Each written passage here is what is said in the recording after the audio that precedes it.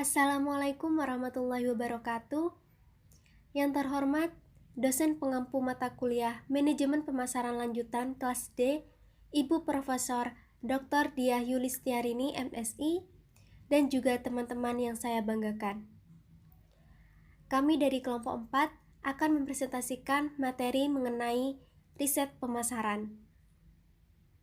Sebelumnya, perkenalkan anggota kelompok 4, yaitu yang pertama ada Naulus Saadah dengan akhiran NIM 1055, dan yang kedua saya sendiri, Najma Wamehnas dengan akhiran NIM 1059, dan yang terakhir ada Muhammad Saufi Haddad dengan akhiran NIM 1063. Nah, dalam praktiknya, sering terjadi data atau informasi yang ada tidak mencukupi untuk mengambil keputusan tertentu. Nah, untuk itu diperlukan riset pemasaran, di mana didefinisikan sebagai fungsi yang menghubungkan pemasar dengan pelanggan dan khalayak melalui informasi. Nah, hal ini digunakan untuk menyidik dan mendefinisikan kesempatan dan masalah pemasaran yang menghasilkan, menajamkan, dan menilai kegiatan pemasaran. Nah, pastinya setiap pemasar tentu membutuhkan yang namanya riset pemasaran, dan masing-masing dengan tujuannya sendiri. Nah, oleh karena itu, pada kesempatan kali ini, kami akan membantu mempermudah dan memahami mengenai riset pemasaran. Untuk pengertian riset pemasaran sendiri, menurut American Marketing Association, yakni mengartikan riset pemasaran adalah yang bertujuan untuk menghubungkan masyarakat umum, konsumen, dan juga pelanggan lewat sarana informasi. Nah, dari informasi tersebut dapat digunakan untuk melihat peluang, melihat permasalahan dalam pemasaran, dan juga membantu untuk mengevaluasi tindakan pemasaran. Nah, dari pengertian tersebut dapat dimaknai bahwasanya riset pemasaran adalah suatu kegiatan yang sistematik dan mempunyai tujuan dalam hal pengidentifikasian masalah, peluang, pengumpulan data, pengolahan dan penganalisian data, penyebaran informasi yang bermanfaat untuk membantu manajemen dalam rangka pengambilan keputusan, identifikasi, dan solusi yang efektif di bidang pemasaran. Baik, selanjutnya yaitu mengenai pengertian dari riset pemasaran. Sebelumnya, kita harus tahu terlebih dahulu apa itu riset dan juga pemasaran. Nah, riset ini kan singkatnya adalah penelitian, yaitu suatu proses untuk meneliti di mana untuk mendapatkan sebuah informasi. Nah, menurut Zygmunt tahun 94, ia mendefinisikan riset sebagai proses yang sistematis dan objektif untuk mengumpulkan, merekam, dan menganalisis data untuk mendukung pengambilan keputusan guna menyelidiki pertanyaan spesifik yang memerlukan jawaban. Nah, jadi riset ini merupakan usaha untuk memperoleh fakta atau prinsip, yaitu menemukan, mengembangkan, menguji kebenaran dengan mengumpulkan dan menganalisis data atau informasi yang dilakukan dengan cermat, jelas, sistematis, dan dapat dipertanggungjawabkan secara ilmiah. Nah, untuk pemasaran sendiri, menurut Philip Kotler, yaitu suatu proses sosial di mana ada sekelompok masyarakat ataupun individu yang ingin memenuhi kebutuhan dan keinginannya melalui suatu kegiatan, yaitu menciptakan, menawarkan, dan mempertukarkan secara bebas produk ataupun jasa yang bernilai dengan pihak lain. Selanjutnya yakni tujuan dan manfaat riset pemasaran. Tujuan yang pertama yakni membuat keputusan yang tepat. Nah, keputusan yang salah tentunya dapat menyebabkan sikap yang salah. Oleh karena itu, untuk menghindari kesalahan tersebut, kita membutuhkan data yang objektif dan konkret dari riset pasar. Tujuan yang kedua, yakni mendapatkan peluang bisnis baru. Pelaku usaha yang ingin menghasilkan penjualan besar dan mengembangkan usaha lain, tentunya membutuhkan kemampuan membaca peluang. Salah satunya yakni peluang usaha untuk memulai bisnis yang dicari oleh konsumen. Tujuan yang ketiga yakni evaluasi. Nah, rata-rata pebisnis melakukan riset pasar untuk mengetahui apa yang mereka butuhkan untuk menilai. Penilaian ini memudahkan perusahaan untuk menilai kembali positioning merek mereka dan mempelajari di mana produk pesaing diposisikan dan disukai. Tujuan yang keempat yakni pemahaman. merupakan tujuan penting dari melakukan riset pemasaran. Nah, hal ini berfungsi untuk memahami bahwa konsumen adalah input pengetahuan yang paling penting. Nah, tanpa mengetahui konsumen, perusahaan tidak dapat mengetahui kebutuhan mereka. Tujuan yang kelima yakni prediksi. Tidak ada perusahaan atau pelaku usaha yang dapat melakukan usaha tanpa kartu nama. Salah satunya yakni prediktabilitas. Nah, riset pemasaran dengan demikian berfungsi sebagai basis data untuk membuat prediksi agar bisnis yang dijalankan tidak gagal, dan riset pemasaran ini tetap dapat digunakan sebagai sumber penilaian. Selanjutnya, yaitu manfaat dari riset pemasaran. Riset pemasaran ini dilakukan untuk memperoleh data-data yang berhubungan dengan pemasaran suatu produk. Nah, secara garis besar, riset pemasaran ini dilakukan untuk memperoleh 4 data besar, yakni yang pertama, karakter pelanggan merupakan data yang dapat diambil pada saat melakukan riset pemasaran. Nah, data tersebut dapat dijadikan bahan pertimbangan dalam mengembangkan produk usaha. Manfaat yang kedua yakni tingkat kebutuhan pelanggan terhadap produk yang dipasarkan dapat dilihat melalui riset pemasaran. Nah, sehingga produk yang dipasarkan tersebut merupakan produk yang benar-benar dibutuhkan oleh konsumen. Karena jika produk yang dipasarkan tidak dibutuhkan oleh konsumen, strategi pemasaran dalam bentuk apapun tidak akan efektif untuk dilakukan. Selanjutnya, manfaat yang ketiga yakni informasi potensi produk yang dimiliki pesaing juga bisa diperoleh melalui riset pemasaran. Hal ini dapat digunakan sebagai masukan untuk menyusun strategi pemasaran pada masa berikutnya.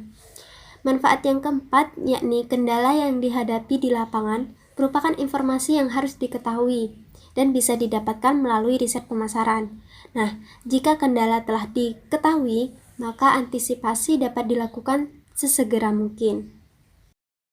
Yang selanjutnya adalah objek riset pemasaran. Yang pertama, produk. Hal utama dalam riset pemasaran, untuk menciptakan atau mengadakan suatu produk diperlukan riset untuk mengetahui produk apa yang sedang dibutuhkan oleh masyarakat. Seberapa banyak peluang produk tersebut bertahan atau diterima oleh masyarakat. Jika produk sudah tersedia, maka riset pemasaran dilakukan untuk mengetahui metode pemasaran yang paling cocok dengan produk yang akan dipasarkan. Yang kedua, harga. Riset pemasaran dilakukan untuk mengetahui harga pasaran dari suatu produk, kesesuaian harga dengan kualitas produk, sehingga produk yang akan dijual dapat bersaing dengan produk yang sudah berada di pasaran. Yang ketiga, promosi. Promosi digunakan untuk mengukur tingkat keberhasilan usaha terhadap pemasaran suatu produk. Yang keempat, distribusi. Digunakan untuk melihat perjalanan distribusi berjalan dengan baik atau tidak, atau untuk menentukan metode distribusi yang paling tepat agar dapat mengurangi biaya produksi. Selanjutnya ada sistem riset pemasaran. Tugas riset pemasaran adalah membuat pandangan tentang sistem dan perilaku pembelian pelanggan, pemahaman atau gagasan pemasaran atau marketing insight, memberikan informasi diagnostik tentang bagaimana dan mengapa kita meneliti pengaruh tertentu di pasar, dan apa arti hal tersebut bagi pemasar. Perusahaan biasanya menentukan anggaran riset pemasaran sebesar 1% sampai 2% dari penjualan perusahaan. Persentase besar dari anggaran itu dihabiskan untuk jasa di luar perusahaan. Perusahaan riset pemasaran dapat dibagi dalam 3 kategori. Yang pertama adalah perusahaan riset yang terindikasi dengan jasa perusahaan. Ini mengumpulkan informasi konsumen dan pedagang yang mereka jual untuk mendapatkan imbalan. Yang kedua, perusahaan riset pemasaran sesuai pesanan perusahaan. Ini dipekerjakan untuk melaksanakan proyek khusus. Yang ketiga, perusahaan riset pemasaran spesialis dini. Perusahaan ini memberikan layanan riset yang terspesialisasi. Perusahaan kecil dapat menyewa jasa dari perusahaan riset pemasaran atau mengadakan riset dalam cara yang kreatif dan terjangkau, seperti melibatkan mahasiswa dan profesor untuk merancang dan melaksanakan proyek. Menggunakan internet, perusahaan dapat mengumpulkan cukup banyak informasi dengan biaya yang sedikit. Memeriksa pesaing, banyak perusahaan kecil mengunjungi pesaing mereka secara rutin. Selanjutnya, metode pengumpulan data. Riset pemasaran merupakan salah satu jenis metode atau cara untuk mengetahui apa yang diinginkan konsumen dan calon konsumen. Beberapa metode yang dapat dilakukan untuk melakukan riset pemasaran. Yang pertama adalah kuesioner. Kuesioner merupakan metode riset pemasaran dengan cara memberikan daftar pertanyaan tentang data yang kita inginkan dan perlukan untuk jenis bisnis yang dipilih. Sebelum melakukan riset, hal yang perlu kita lakukan adalah dengan menentukan calon responden. Calon responden yang dipilih adalah pelanggan atau calon pelanggan yang potensial, sehingga dapat membantu menjawab pertanyaan kuesioner. Responden yang dipilih juga harus jujur dan benar. Jika perlu, kita juga dapat memberikan hadiah, insentif, atau kenang-kenangan sebagai imbalan dan ucapan terima kasih. Yang kedua, dengan cara focus group discussion atau FGD. Metode ini dilakukan dengan cara melakukan diskusi antar anggota grup yang terdiri dari 15 orang atau lebih. Grup tersebut berisi 1 moderator, 3 orang peneliti, dan peserta responden. Moderator bertugas untuk mengarahkan jalannya diskusi. Peneliti bertugas merekam dan mencatat pengamatan mereka atas respon, reaksi, dan komentar pelanggan. Yang ketiga dengan cara survei. Metode ini dilakukan dengan cara mengajukan pertanyaan sederhana tentang produk atau jasa yang akan kita riset. Pemilihan responden biasanya dilakukan secara acak dan berdasarkan sukarelawan. Survei ini berbeda dengan kuesioner. Survei cenderung lebih singkat dari kuesioner. Saat ini, metode survei dapat dilakukan dengan cara online sehingga dapat mempermudah pencarian data.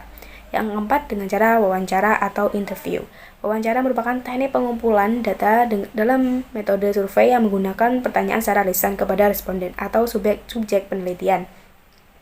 Teknik ini dilakukan jika peneliti membutuhkan komunikasi atau hubungan dengan responden. Pada umumnya, data yang dikumpulkan berupa masalah yang kompleks, sensitif, atau kontroversial, sehingga apabila dilakukan dengan kuesioner akan kurang memperoleh tanggapan responden.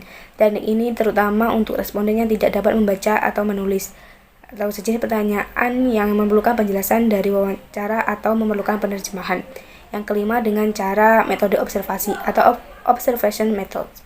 Metode observasi adalah proses pencatatan pola perilaku subjek, objek, atau kejadian sistematik tanpa adanya pertanyaan atau komunikasi dengan individu-individu yang diteliti. Kelebihan metode ini dibandingkan metode survei adalah data yang dikumpulkan umumnya lebih akurat dan bebas dari respon bias. Metode ini menghasilkan data yang lebih rinci mengenai perilaku, benda, atau kejadian. Selanjutnya ada tahapan riset pemasaran. Dalam melakukan riset pemasaran, ada beberapa tahapan yang harus dilakukan. Tahapan tersebut berguna agar data yang kita harapkan bisa diperoleh dengan baik. Dengan tahapan yang tepat juga bisa mempermudah proses riset pemasaran. Berikut ini adalah tahapan yang harus dilakukan. Yang pertama adalah merumuskan masalah. Hal yang pertama kali harus dilakukan adalah merumuskan masalah. Hal ini sangat penting dilakukan agar kita mengerti betul dengan tujuan yang akan dicapai setelah riset selesai. Pada dasarnya, riset disusun untuk menghasilkan informasi yang akurat dan jelas sebagai kesimpulan atas permasalahan yang sedang kita hadapi dalam bisnis. Hal yang perlu dilakukan oleh periset adalah yang pertama, mengetahui gambaran permasalahan berdasarkan pandangan klien. Yang kedua, mempertimbangkan sumber informasi dan jenis informasi yang dibutuhkan oleh klien. Yang ketiga, mengkombinasikan masukan dan informasi dari pihak klien dengan periset. Sebagai contoh masalah adalah menentukan besarnya biaya yang dikeluarkan untuk melakukan promosi atau iklan. Adapun rumusan masalahnya adalah bagaimana cara mengetahui besarnya biaya yang diperlukan, sedangkan kesimpulan yang akan didapatkan berupa rentang biaya yang dikeluarkan untuk promosi atau iklan. Yang kedua adalah tahapan menentukan desain riset. Desain riset ini diperlukan untuk menentukan prosedur secara rinci mengenai cara pengumpulan data, cara pengujian hipotesis, dan kemungkinan melakukan kuesioner dengan berbagai model yang ditentukan. Desain riset pemasaran didasarkan pada parameter yang diambil untuk menghasilkan suatu kesimpulan tertentu, sehingga sesuai dengan tujuan awal dari riset yang dilakukan. Terdapat 3 jenis data riset, yaitu yang pertama, riset eksploratif merupakan riset awal yang dilakukan untuk mengklarifikasi dan mendefinisikan masalah. Riset tidak bertujuan untuk mencari kesimpulan akhir. Riset ini cenderung menggunakan metode studi kasus atau analisis data sekunder. Yang kedua, riset deskriptif merupakan riset yang mendeskripsikan suatu karakteristik atau gejala atau fungsi dari suatu populasi. Riset ini dilakukan dengan didahului perumusan hipotesis. Metode yang dapat digunakan pada riset deskriptif adalah survei, observasi, dan analisa data sekunder.